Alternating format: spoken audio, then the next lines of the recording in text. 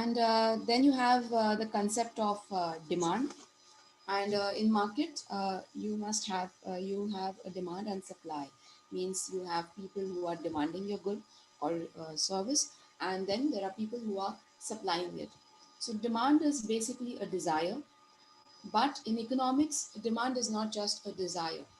It is accompanied by the willingness to buy and ability to buy. For example, if I want a BMW car or a very high quality automobile, it's not just enough for me to desire one. I must also have the willingness to buy and the ability to buy. So I must have that money to buy that BMW or whatever the international a big car there is. So demand is equal to desire plus willingness to buy plus ability to buy. So when you are counting what is demand, it includes not just the desire to buy, but also the willingness to buy and your ability to buy. If you just have the desire, but you don't have the ability to buy and you don't have the willingness to buy, then it's not counted as demand. Otherwise, everyone will have the desire of having a BMW at their home or having a Lumos in their home. Yeah, that's not enough. You must be able to pay for it, and that's what is counted as demand. So, according to Benham is an economist. The demand for anything at a given price is the amount of it which will be bought per unit of time at that price. So, what is important for demand to understand that it is a price.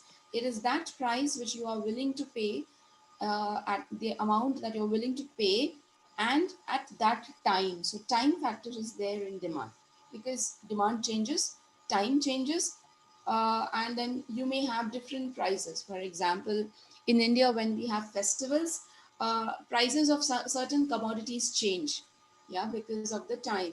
But if I buy that commodity in January, I'll pay a different price, and if I buy that commodity during festivals, say in November, I would have a different price for it. So time factor is very important.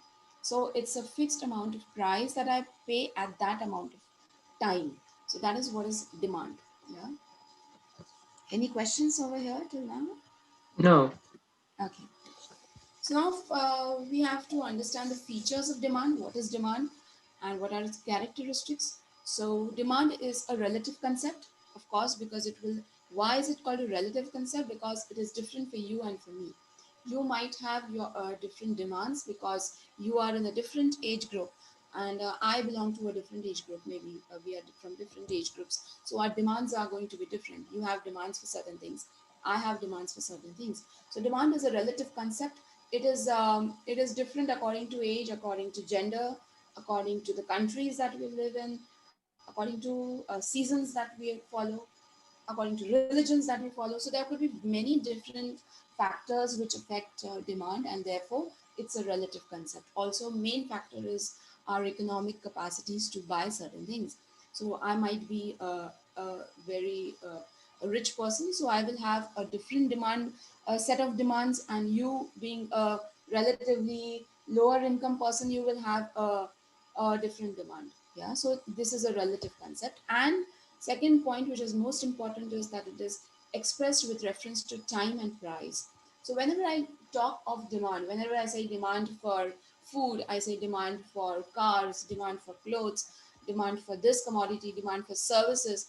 What I'm talking about with reference to time and price. That is the most important thing, because talking of demand for certain commodities, it means that price and time are the two things which are most important when you're talking about it. Now, how does demand function in a market?